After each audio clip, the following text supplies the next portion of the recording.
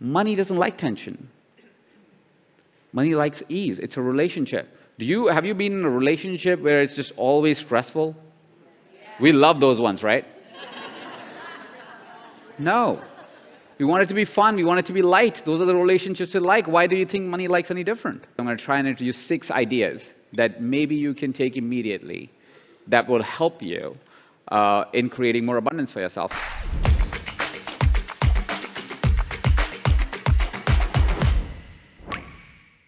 One of the things that I think I've fortunately found in my life is because of the challenging environment I grew up in. For the ones that may not remember the story, but I grew up in India in a small town called Jaipur in a joint family of about 22 people that we lived together, 22, 23 people depending on when you're looking, which included cousins. My parents didn't have 22 children. That's not what I'm trying to say.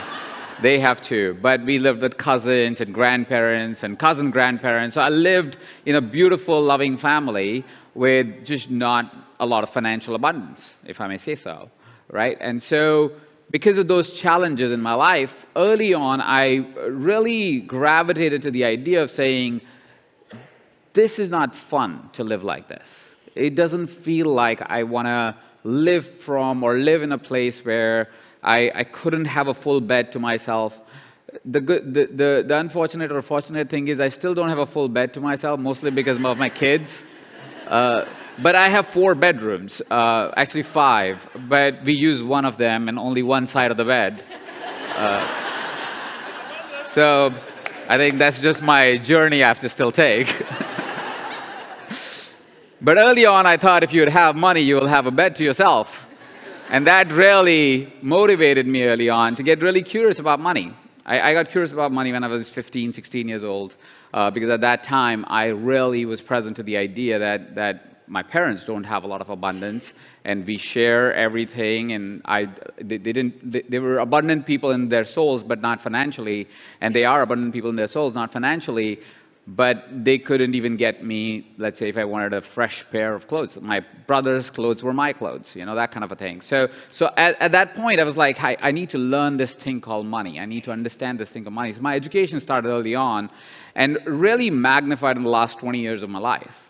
And what I recognized is money, as much as it's a psychological and practical game of 1 + 1 = 2, addition, subtraction, 5th grade math, it's also a spiritual game. It's almost like money is created with magic. And I want to introduce that idea to you in some way, introduce some of the tools that I have used to be able to generate abundance for myself, and see if some of these might work for you. And some of these may be present to you. Some of these may be really available to you. Now, I've developed over 40 of those. I'm not going to go through 40 because that will take us 3 days. But what I'm going to do is I'm going to try and introduce 6 ideas that maybe you can take immediately that will help you in creating more abundance for yourself. Financial abundance is very specific to financial abundance, what we'll talk about today. But before we get into it, I want to introduce some truths that you may not agree with me on. But if you would put that hat on for the next 30 minutes or so, it might help. Right? So the first truth that I want to introduce you to is if you decided to build a business, you have decided unconsciously for financial anxiety. And what I realized after talking to a lot of you is you are not present to that idea. When you decide that I am going to build a career that is beyond a safety net of a job, you unconsciously signed up for financial anxiety. See, most of us think I'm going to start a career and it's going to go like this. And no business or career actually has a linear growth like that. Because universe cannot give you more if you're not ready for more. So it creates the financial anxiety for you to grow out of it. So if it does not give you that challenge of money, you will not be ready for more money. But the recognition that you will have financial anxiety may hopefully put you at ease of saying, oh shit, the thing that happens in my business, it's supposed to happen. Because you get comfortable with it. You don't sit in the discomfort of, oh crap, it's not working again. Which may make you feel like, oh, I'm growing. You're not, because you haven't accepted the fact that this is the part of the journey. You're resisting and fighting and hoping it doesn't happen again. But that expansion that it's bringing to you right now, the anxiety that you feel of lack of financial security or as much financial security that you would like, is actually a place where you need to accept as a part of the journey so you can grow from it. You just being in a challenge doesn't mean you're ready for the next one. You being in a challenge and getting ready for the next one is when you're ready for the next one. Does that make sense? Yes. The second truth that you want to know about, is it coming up there? Oh. If you want to have more money, you better have a good relationship with money. Right? Now, what does a good relationship with money means? Right? Anybody who has a partner in life, generally, right? Has a relationship, married to someone, or has a girlfriend, boyfriend, something like that, right? Most of you have. The other ones may have had it at some point, hopefully. Right? Except the kids. I'm leaving the kids alone. I don't want to know your relationship status. Talk to your parents. But what is a good relationship? When you have a good relationship, it means you have a dialogue with the other person, right? It's not a monologue. It's not, I want you to do this. You listen to what you want me to do as well. A good relationship is a conversation constantly. But how we deal with money is almost like we talk at money. I want to have more money. Give me more. I want some more. But we never listen what money is telling us. What is the money story? What is money telling you? How's your relationship with money? Do you have a good relationship where you're comfortable when they are not enough and you're comfortable when they are enough? Or you get uncomfortable when they show up their nuances and you're like, I don't like that part about you. Would you have a good relationship with your partner if you only like the good stuff? No. That relationship doesn't work. You got to be okay with the bad stuff. The stuff that makes you uncomfortable, the stuff that pisses you off. But we don't do that with money, do we? And then we wonder, why is money not coming to us? Why is money not attracted to us? Well, because you have a poor relationship with money. And the third truth that I want to share with you, and then we'll get into actual techniques, is that global economy has little to do with your personal economy. The global economy has very little to do with your personal economy. And I had a different point I wanted to make here, but somebody I was talking to yesterday kept telling me how the economy is shit. And I was present to that economy is shit, yes. But your economy actually has very little correlation with the global economy. And if you were to see any data at any point of financial challenges of the world economy, you'll find there were certain people that always benefited. Not because they were bad people, but because they were able to understand that the global economy has little to nothing to do with your personal economy. There is opportunity in times when there are times of crisis. It's your opportunity to show up in context of the crisis. I know not one, but many authors, speakers, trainers, coaches that have actually thrived when the times were bad. I remember, and I don't know if I have permission to share this, but I think I do, because I'm sure Lisa has shared the story before in her life at some point, is when there was 2008 crisis. I think The Secret had come out or something like that, right around that time. And at that time, she was invited to speak at a lot of stages. And a lot of people were like, we can't afford you. We can't afford you. And she said, don't worry about it. I got you. And she acted from a place of abundance, acted from a place of money, acted a place from where she was giving more than thinking about what she can take. And when the economy did heal, do you think she was much more handsomely rewarded by the same people who were still doing those events, who were still doing those things, and now they were grateful and thankful and they were paying more than what they would have ever paid her? Yes.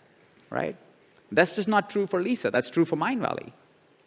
Every single time there have been a crisis or the world says there is crisis, we ask ourselves, is this crisis or an opportunity? Can we show up for the world instead of succumb to the standards of the world?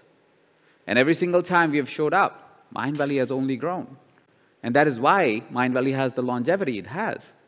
Because we don't curb in crisis, we rise in it. Because I know you will say those things to yourself, right? Inflation is the highest rate, Ajit. What are you talking about? My country doesn't make any money. Do you know only 35 listed companies in my country? Somebody told me this yesterday. I was like, yes, and So what? That doesn't limit you. The world standards, if they will limit you, you will always stay below average. Because what do you think the world standards are? They're not even average, by the way. You must recognize the world has to set a standard that everybody feels included. That means they have to lower the standard from below average. So everybody's included. Does that make sense? They don't even talk about average. So when you look at a statistic and say, you know what, I'm fulfilling the average, you're playing lower than average. You are lowering your standard instead of raising your standard, so hopefully you can raise the average. Does that make sense? So these are some of the truths that you'll have to kind of surrender to at least for the next 30 minutes. And then you can play with whatever heck you want to play. But at least for the next 30 minutes, if you will surrender to these truths, can I get an agreement? Say yes? Amazing. So I'm going to talk about money at 3 levels because I think money is created and kept.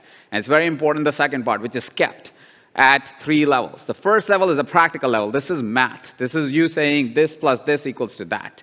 Right? Second is psychological level. What do you believe about money? And the third is the spiritual level, which is what is about money. Okay? First is practicality. Practicality is you knowing where your money is, how you're moving it. Right? And the first rule of it is if you can't track it, you can't keep it. If you don't track your money, you don't get to keep your money. But if you track your money, you can keep more money. Okay? And what tends to, or the tendency that I've seen most of us have, is we tend to go, yeah, but it's like so, you know, I get blanked out because of numbers. How many of us blank out because of numbers? And don't lie. A lot of you. Some of us are half because they don't want to commit to it. They're like, I do blank out, but I don't really want to commit to it. And the reason why we blank out because of numbers is because of sometimes of our schooling, depending on where you went for schooling. Because once it gets more complicated than addition, subtraction, multiplication, we go, oh, I don't know what that is. This is algebra is complicated for me, you know? And some of us were good at it, like I was pretty decent at it, so I don't get scared of it, but I recognize that a lot of us do. But the challenge is, or the truth is, that the money situation that we are in actually is 5th grade math. But we associate with the story of the algebra problems we couldn't solve. But the math for making more money is actually addition, subtraction, multiplication, and when you get a little bit advanced, compound interest. That's it. Which you all learned in probably 5th, maybe 6th grade. If you're an American, maybe in the 10th grade, but it's not that bad. I love the Americans doing math. It's like 10 multiplied by 20. I was like, huh? Like, really? It's also probably because I'm Indian. We do that in like 1st grade. But the challenge with this situation of track it to keep more is often when you start making more, we raise the standard of our living immediately to the amount of money we make. Right? So what tends to happen is you go, I'm keeping the track, you know, I have a budget, I follow the budget. I follow the budget. I follow the budget. I got a raise, I got a client, $10,000 more in my bank account. Yay, I can go for the trip. Yay, I can buy a new iPhone or whatever that is. Right? So what tends to happen because of that is the amount of income you're making always stays with the amount of expenses that you're making. So you may be making more money, you tend to spend it all. You may be making more money, but you tend to spend it all. And because you're spending it all, you never recognize that you're actually making more money. Right? There's a talk I was doing with someone, and they said, Ajit, I'm not making enough money. I was like, okay, how much money are you making? And they gave me a number. I was like, okay, how much money were you making last year? They gave me a number. And I was like, you realize that you're making 2 times the money that you were making last year, right? And they were like, huh? I'm like, yeah, you told me you're making X thousand dollars right now. Last year you were making X thousand divided by 2, basically. And now you're making twice as much. So if you're making twice as much, how are you not making more money? Right? It happened again recently where somebody said, my financial goal is this much amount of money. And we were like, all right, how much do you make annually? And they gave me a number. And they were like, I'm not hitting my number, right? Like, okay, well, how much are you making in a year? I was like, I'm making this much in a year. I was like, divide by 12. You're actually making the same amount of money that you want to make. Why are you complaining? Right? So the math was something like, I want to make $4,000 a month, and I am making $48,000 a year. It was like 48,000 by 12 is 4,000 a month. So you are making 4,000 a month. So what are you complaining about? The challenge is we don't do this math, right? We don't do this math. We don't go, oh, how much am I actually making every month? And is it in congruence with what I actually want to make? And if I am close enough to that number, I can surrender to the rest of the experience. Because now I am not complaining about money.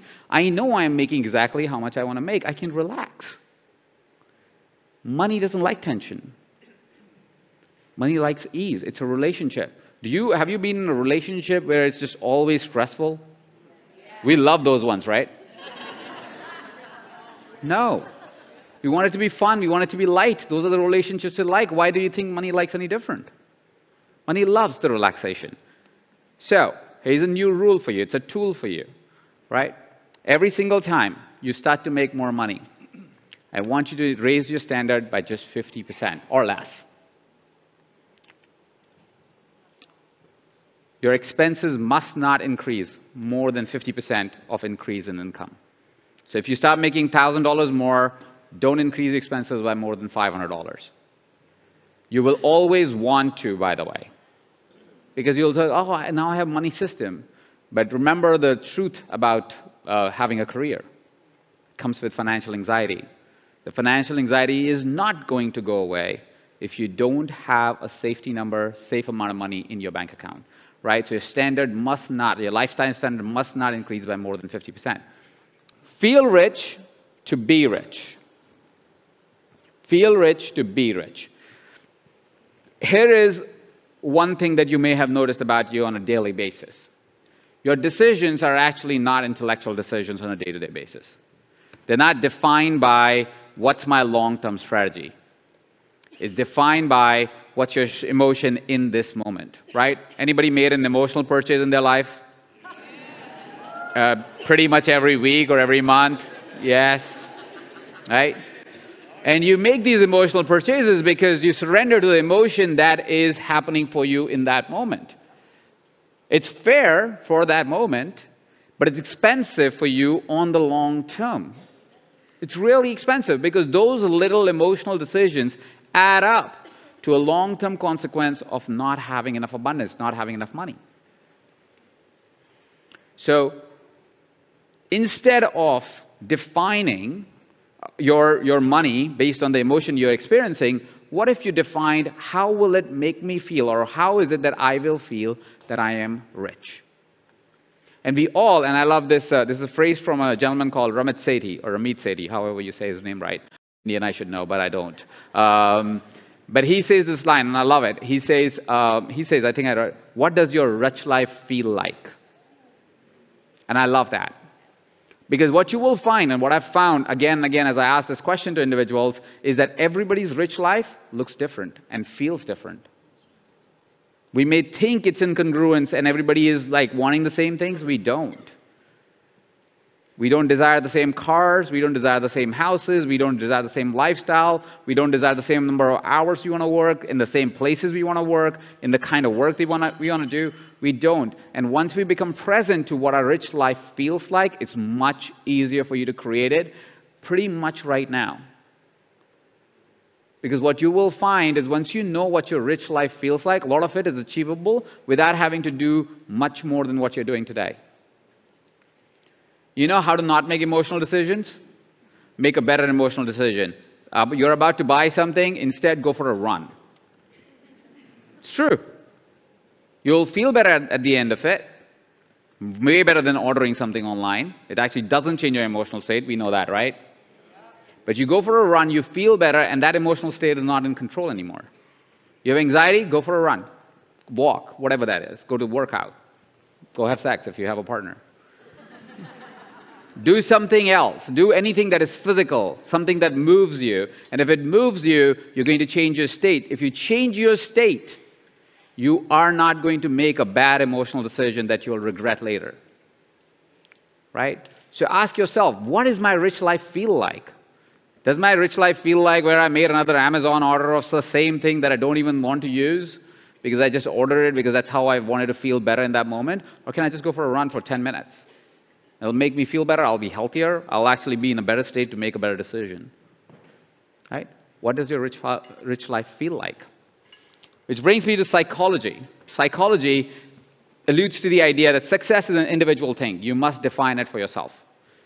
What is success for you is different what is success for somebody else. So psychology is defining success. What does success mean to you, but personally to you? And for that, you need to understand how much money you want, and more importantly, why you want it. And the second question is what really defines if you actually want the money that you stated in the first part. Because how much money you want, if I ask randomly, people will be like, $1 million, 100,000, 500,000. If your answer rounds off like 500,000, million, 100,000, 300,000, you don't know why you want the money. Because that's you just throwing shit in the air. It's like, that number sounds good. That actually doesn't, you actually don't know how much money you want and why you want it. Because when you know why you want the money you want, you will recognize it actually comes down to a lot more numbers that make sense. It might be $430,000, $220,000. Because you actually know how much money you want, what makes you feel rich, what role this money plays in my life, what does it make me feel.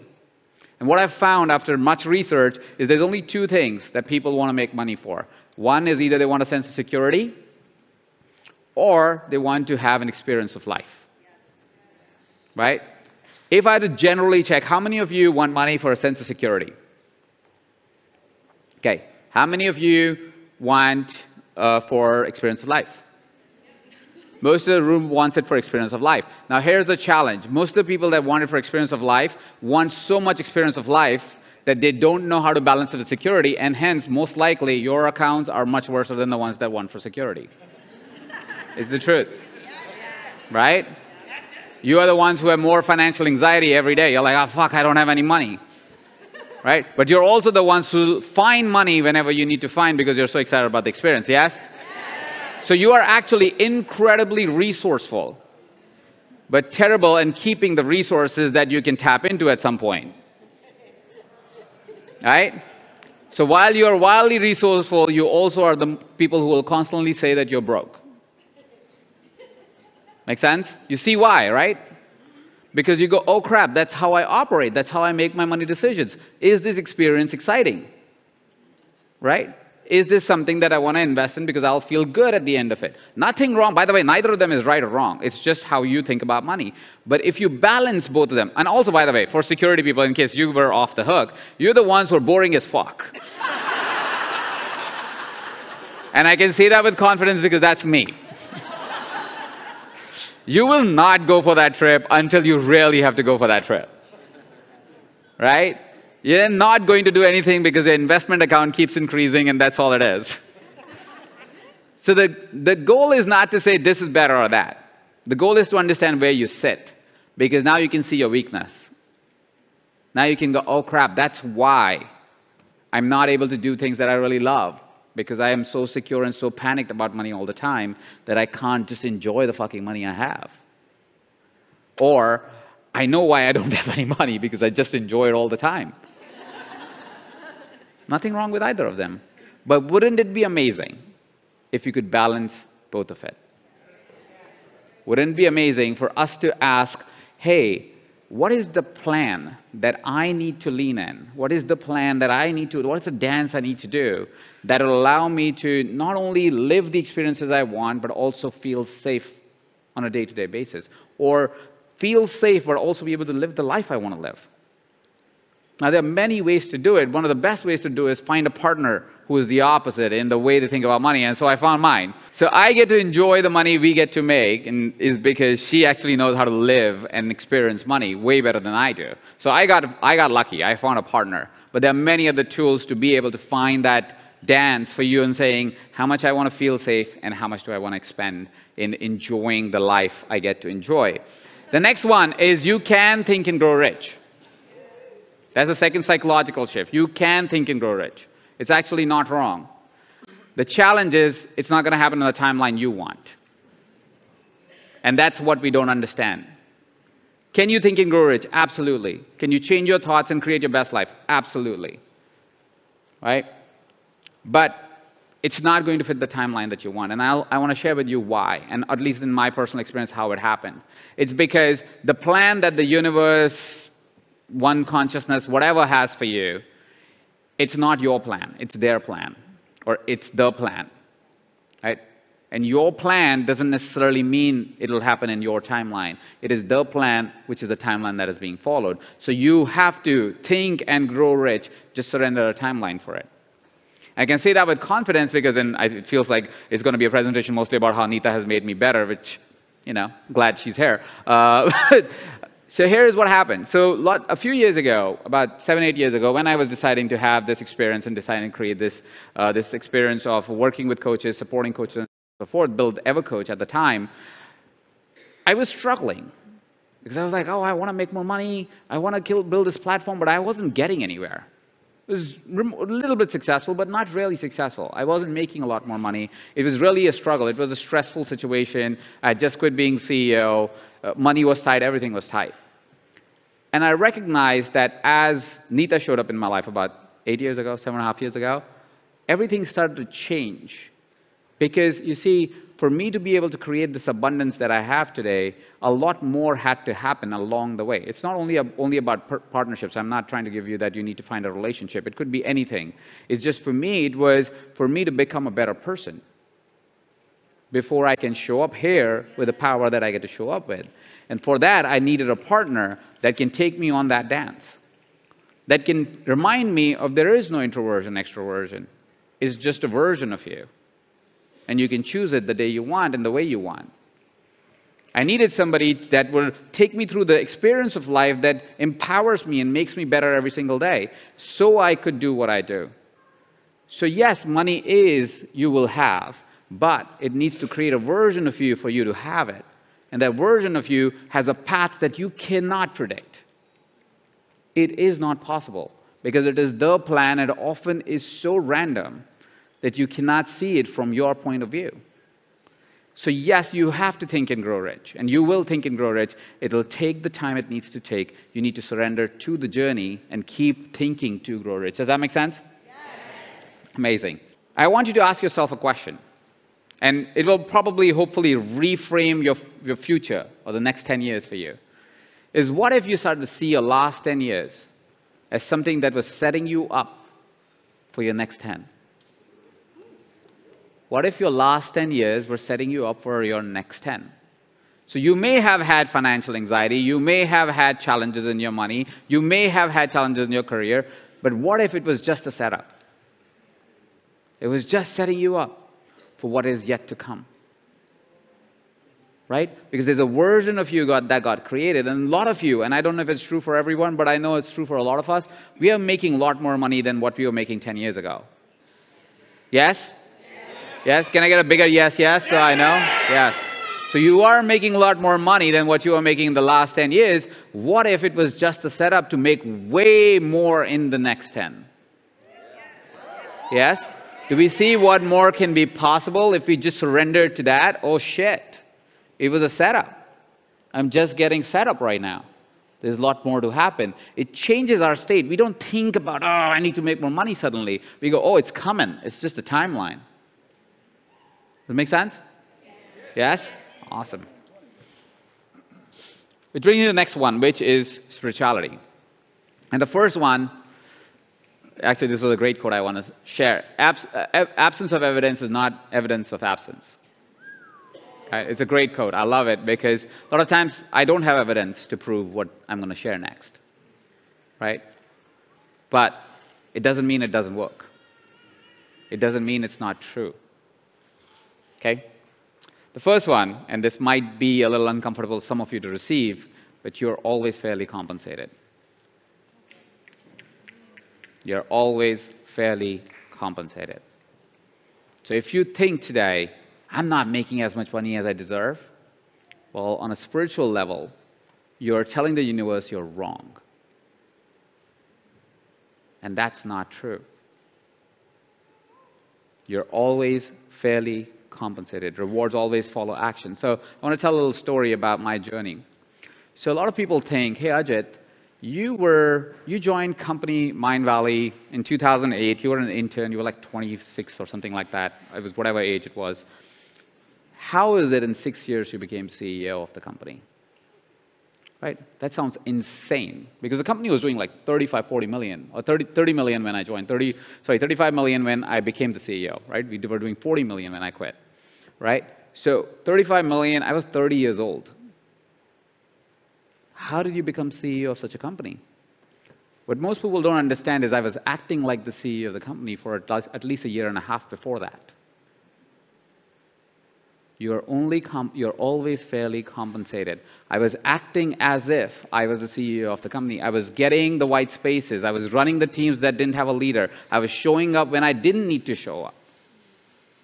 But because I was acting as if, it was significantly easier for the universe to just hand me the baton, because it said, oh, you're ready.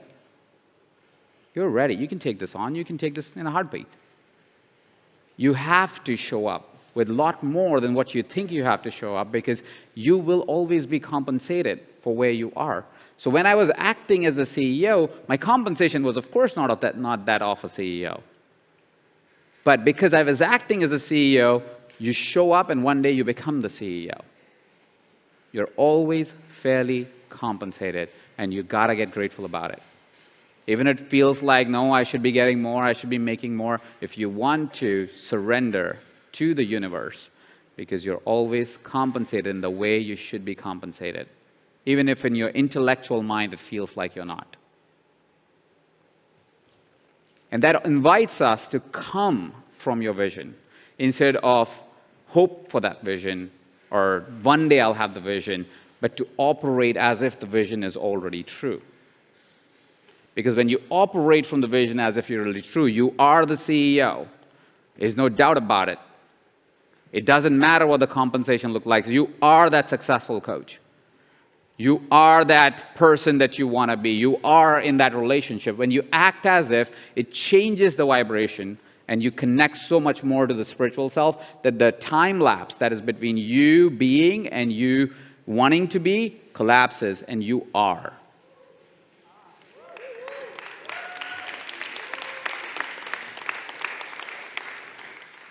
So what would you do if it was all true? What would you do? See, what you will note is your actions or the decisions that you make, because you operate from, if you already were the person, are different than if you want to be that person. I want to be a successful coach makes a different decision to a person that says, I am a successful coach. A person that says, I want to make 6 figures is different and takes a decision differently than the person who says, I am making 6 figures.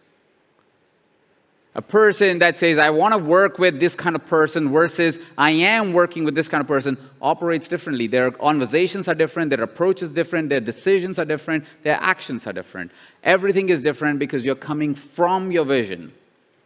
You are not hoping for that vision to one day come true. So what would happen if you were operating and coming from the vision? What would change? Which brings me to the final point. And again, I have 40-something tools. This is just some of them. And that is, you must vibrate from the frequency of love or above if you want to create what you want to create. Till the time you're vibrating from love or above, you will always have what you want to have. Money, relationship, health, whatever that is. While suspending the timeline always, right? What does it mean? You might go like, what the fuck does it mean, Ajit, about rating from love or above? Well, it comes from this gentleman called David R. Hawkins, from what I know. Yeah, David R. Hawkins, right? It's called the map of consciousness. A lot of people know this already, right? He mapped consciousness to different levels or different emotional states.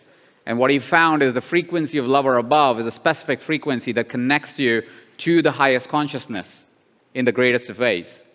So if you vibrate from that frequency or above that frequency, manifestation becomes significantly easier. And most of the time, we think it's so hard to do. But it's actually the most natural state we have as human beings. Yesterday, the reason for that exercise that we were doing is because I wanted to show you that that love is always present for you. When you feel that vibration coming out of your head, that's love. We love each other unconditionally, and then we are told, let's put some conditions on it. We all do, as humanity. We always have. Our life, our situations, our countries, our stupid society sometimes sets different rules for what is love and what is not love, and how you can love or how you cannot love. But if you become your true, authentic self, you will see you always will come from love. You always will. Right? You may lean back sometimes into the other emotions, and that's all right. That happens. Right? You can lean back into security. It is possible you experience shame, but you can always rise up. You can always get back to that state of love. You can always get back to that state of joy. The more you vibrate from love or above, the more actions you take from love or above, you will find your reality is closer. And reality is manifested almost immediately because you're operating on the frequency that is like none other. Does that make sense? Yes. Do you think we can operate from love or above all the time? Yes. Not commitment enough. Let's see if we can at least hope to operate from love or above all the time. Thank you. Thank you. Thank you. And what I want to share is an easy way to do that is what we call gratitude stacking, which is, what would you be grateful for if you didn't shit on yourself? Right? I should have this. I should be operating like that. I should have this love. I should have this money. I should have this success. I should have this confidence. If you stop the shooting, how many more things can we be grateful for? Everything. Pretty much. Right? But we shit on ourselves all the time. And when you are in gratitude, it's hard to not be in love. Isn't that true? Because when you are in gratitude, that is a state of love. You are just like, oh, I'm feeling it, all of it. All right? So what if we stop shooting ourselves? What if we started being in a state of gratitude at all times and operated from gratitude and love or above at all times? Right? So what if every morning, every afternoon, every evening, every time when we can, we start to stack on some gratitude? To breathe, to be around the right people. It works. Yes, it works. Yes, hell yes, it works. So what if you could operate from all the time from gratitude and from love or above? And lastly, I want you to remember this thing, because for whatever reason, at least that was my story, and maybe it is yours, maybe it is not, but I found more and more it to be true. That somewhere along the way, because of how rich people were positioned, because of how our parents talk to us, because of how we talk to ourselves and how we talk to people around our bosses, we started thinking money is the enemy. Money is not the enemy. Money's got nothing to do with pain. Money has nothing to do with beating down on people. Money has nothing to do with that. Money's energy is not that. It's hurt people. They use money to make it an enemy. It's not. Money is your friend. Money is there to help you either feel safe or experience the life you want to experience. And the day we recognize that money is our friend, money is there to let us have the life we want to have. It's just a way for us to transfer some energy so the other person can feel loved too. Start looking at money different. And the day you start looking at money different, infinite abundance will be yours. Thank you.